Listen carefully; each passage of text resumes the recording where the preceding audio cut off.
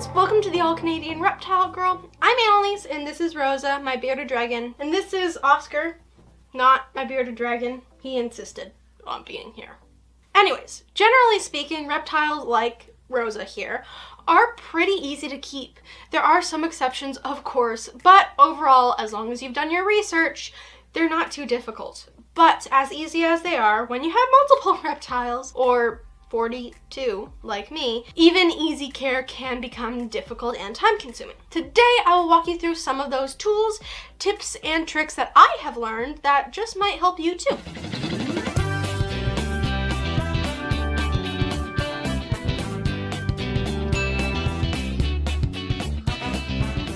A really important part of reptile keeping is always to be learning, either researching new studies or information, or through trial and error. What I'm going to share with you today is some of the stuff that I've learned. You might be ahead of me and know some or all of this, but hopefully there's a trick or two that you might find useful. So, in no particular order, let's start with feeding tongs. Is a no-brainer, right? Snakes have a lot of very sharp teeth, you might have noticed by now. Teeth you probably want to avoid having in you. So you use tongs to hold their meal at a safe distance. Even if you don't have snakes, tongs are still important. You tong feed your geckos, your beardy, your tegu, whatever. Getting a set of tongs is not my secret tip, it's a required part of your kit. Now, my tip is to buy all of the tongs. As many as you can find, and in a variety of sizes.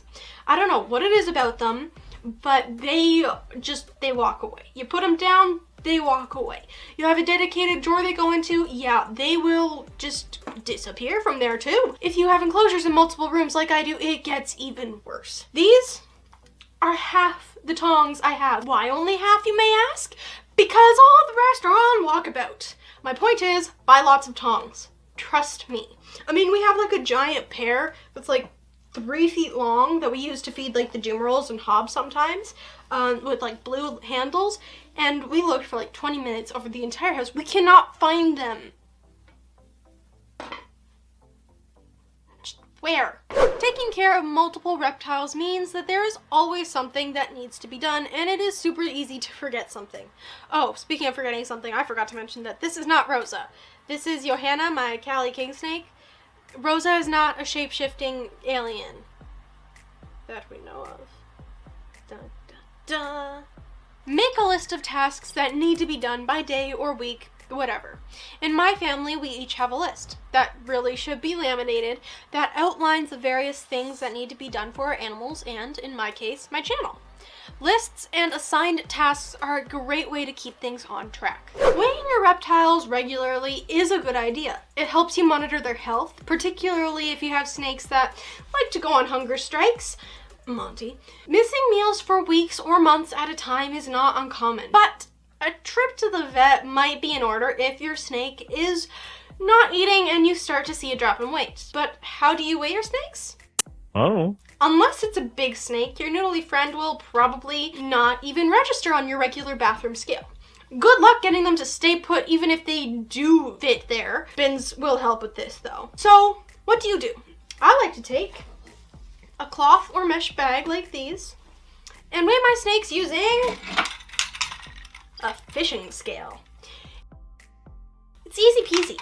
For itty bitty snakes like Sherman, did a video on him, I use a food scale. Once a month, I do this for all my snakes and record their weight. You know, for those future archaeologists who just have to know how much hobs weighed in 2022. Oh, on a side note, if you want to know how long your snake is, check out serpwidget.com. Love the name, by the way. Measuring your snake with a tape measure just doesn't work at all. But SerpWidget is a site where you can upload a pic of your snake and something of known length, like a tiny ruler, and you can plot out the twists and turns to see how long your snake is. Pretty handy and pretty accurate. Many reptiles require higher humidity than you have in your typical home. So adding water to an enclosure is a normal part of the routine. You can pour water in with a watering can or even a little spray bottle like this. They work great. And if you have a lot of enclosure, you can even install a misting system, but that is pricey. So for something in the middle, nothing beats a pressurized sprayer. Like this one, or this one. These can quickly put in as much water as you need into multiple enclosures without having to refill them every 10 seconds. You can spray as a jet or mist it, and the wand lets you easily get to enclosures that are down low or up high and get the water into specific areas, filling up the water dishes or watering plants, or even getting the water right down to the drainage layer. They're super handy. If you have reptiles on multiple levels of your home, like I do, a sprayer on each level is handy, but you can get the job done with one pretty easily. It is a great tool and I highly recommend them. Okay, so we're about halfway through my list, I think. Have I given you any ideas that you might find helpful? If so, please consider hitting the like button. That really does help me out. But if I haven't provided you with anything that you didn't already know about or that you couldn't have figured out on your own, clearly then we are on the same wavelength, and I think that that deserves a like. We should support each other. Don't you agree? Anyways, thank you all so much, and a special thanks to my patrons on Patreon. These fine folks get early access to my videos, behind the scenes stuff, bloopers, updates on animals, or projects that aren't on my channel yet. All sorts of other cool stuff too. Thank you, patrons. Your support is very much appreciated. If you are interested in supporting my channel, head on over to patreon.com/allcanadianreptilegirl and see if you'd like to be a Maggie or a Hobbs or a Jub Jub. Check it out, you'll see what I mean. Alright, back to my list of helpful tips. Your local reptile shop will have lots of stuff that you will need for your reptiles. Decor, lights, heat mats, substrate, drainage layer material, all that. They'll take care of you quite well. Go support your local reptile shop, okay? They are helpful. But a lot of stuff that you get there, or at Petco or PetSmart, marketed as reptile stuff, you can also get at your local hardware store, or even the dollar store for way cheaper. For heat lamps, I usually use halogen bulbs from the dollar store, which in Canada doesn't actually sell much for $1, but they are way cheaper all the time and use way less energy than reptile bulbs, so win-win. Also lowers that electricity bill just a tiny bit. You can get leafy decor in the craft aisle. Go to the garden center for the cocoa fiber, cocoa core, or clay balls for drainage layer. Seed mats like these, and they come in different sizes, are awesome alternatives to reptile heat mats and are half the price and work great as a substitute in most situations and enclosures as long as you don't need really high heat.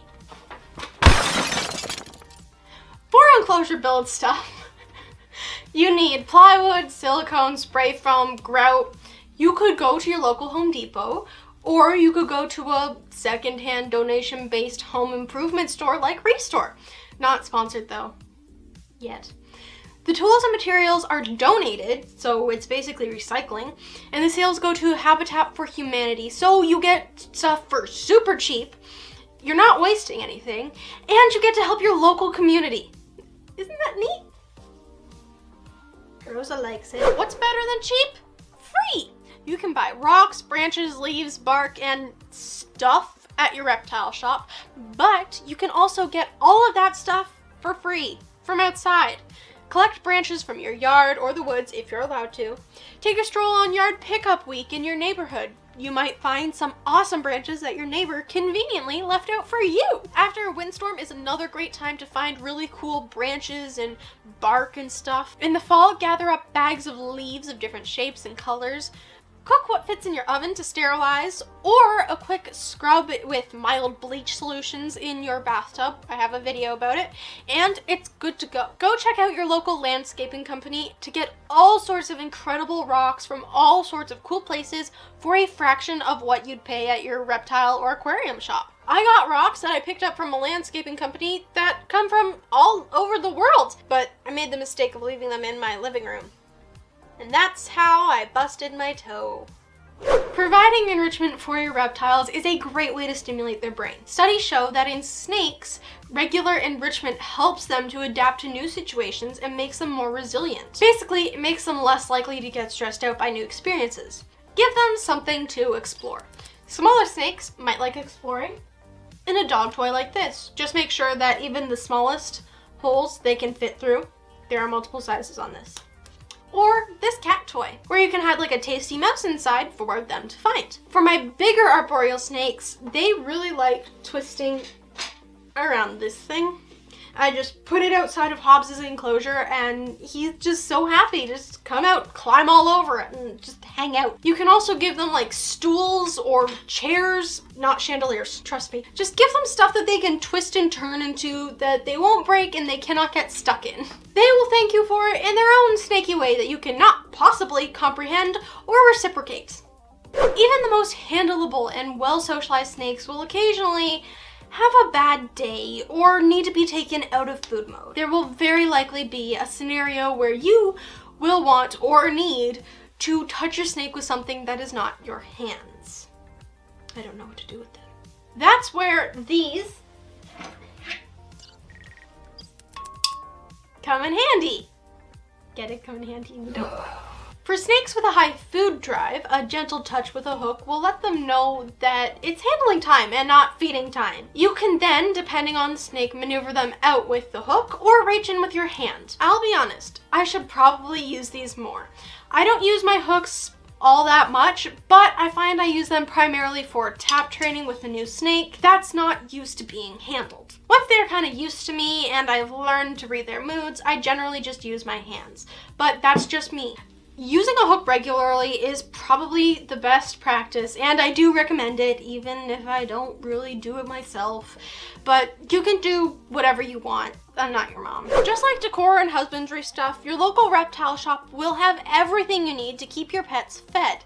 You need rodents, frozen or live, they will have you covered. Crickets, mealworms, dubia roaches, if they are legal where you live, though not Canada, they will have that too. It's convenient and reliable, and probably more expensive than it has to be for you. Take a look on Kijiji, Canada's Craigslist, or Craigslist, US's Craigslist, to see if you can find a local feeder breeder. Say that 10 times fast. You will save a ton. I get my frozen thawed rats delivered to my door every couple of months for way less than I'd pay at a retail store. Ditto for feeder insects. Although it's pretty easy to keep those yourself. A little Tupperware container of oatmeal and a few raw veggie scraps. It'll keep a colony of mealworms happily thriving for a long time, and it's pretty much free. There are tons of resources on the old YouTube, which is what you're watching this on, that can show you how to set up feeder insect colonies, so go take a look. Your wallet will thank you. While I could sit and watch my reptiles in their enclosure all day, it's not really practical. They spend a good portion of their time tucked away in their hides, and I'm busy. I've got stuff to do. But with a motion-censored camera, I get to see all the highlights. My friends at SwitchBot sent me a few of these to try out, and I love them. They are not sponsoring this video or anything, but they did just send me a few bits of equipment to try out and see what I thought. I really do like the cameras. They take up no space, practically, and they're super easy to set up. You link right to your phone, and I can check on my little reptile friends whenever I want. I love being able to peek in on Jub Jub, not being out as information, or Hobbs while I'm at work. You can set them up to notify you or record when motion is detected, and it even has IR lights so you can record at night. It's pretty cool, honestly. You can check it out at switch-bot.com. They have a promotion running from February 7th to 14th for 25% off using code 12Valentine. They'll be up on the screen, I assume. Neat, eh? You can automate stuff with timers or smart plugs or thermostats. I don't use Google Home or Alexa myself. Having my phone listen to everything I say is enough. Thank you. But you can't deny that they're definitely convenient. I use the old-fashioned plug timers. It's a no-brainer. I bet 99% of keepers use something like this. But this is not my super secret tip. Sometimes you need a timer on a light switch. Maybe the switch runs on an outlet, or like me, you need to turn an overhead light on or off at certain times. My baby rack, which still houses my baby Lake Chapala garters, is in this room. It's right there. The heat is controlled by a thermostat, which is on all the time, but they still need a day-night cycle. So every morning and night, someone needs to flip the switch, and it's so difficult. Actually, it's pretty easy to forget, and we've done that, and then we feel bad. But I got some help. This professional But I got some help. This little guy is another cool gadget from SwitchBot. It's basically a robot that hits a switch. It mounts under the light switch, wall switch, or any button really that you need pressed, and with your phone or on a timer, it turns on and off. I know it's just a little box, but for some reason I find it adorable. I've named mine Max. He's right over there on the wall. Did you just wave to it? Shh. Okay.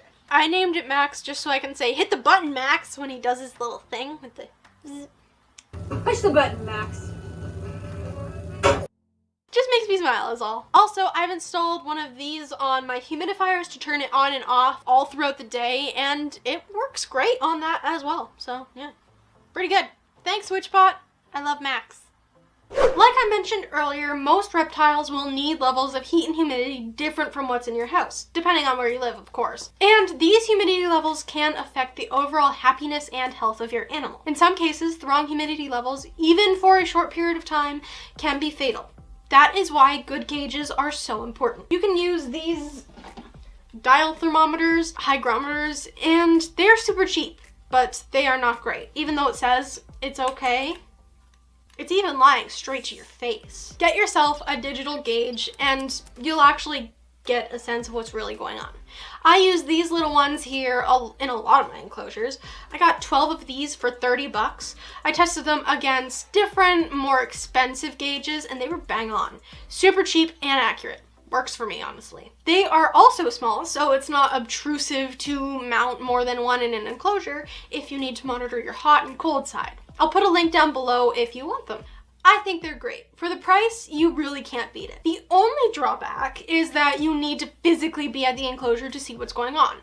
If you want to monitor your humidity remotely, you can get ones that connect to your phone via Wi-Fi or Bluetooth. These ones here were provided to me again by SwitchBot, and they are great too. I love that I can just monitor them from anywhere, and all that data is tracked so I can go back and see where there is any spikes or dips in their humidity or heat. Again, really easy to set up, and they seem to be really accurate. They are a little bit bigger, but that's not really an issue. The only downside that I've seen is that Hobbs is really curious about the one in his enclosure. The bright white must catch his attention, and no matter where I put it, he will find it and pull it down. He does the same thing with the camera too.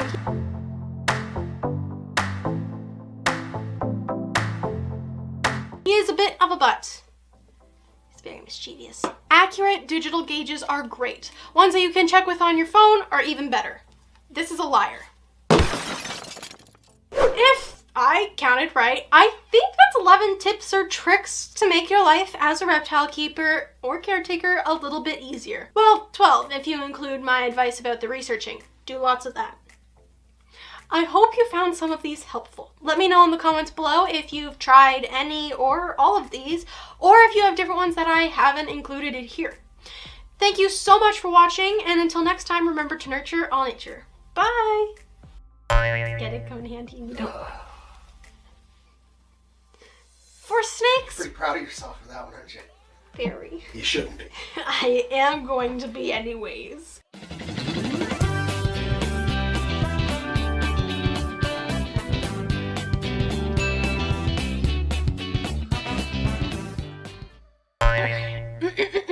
Johanna, get it together. Be professional. This is your semi-job.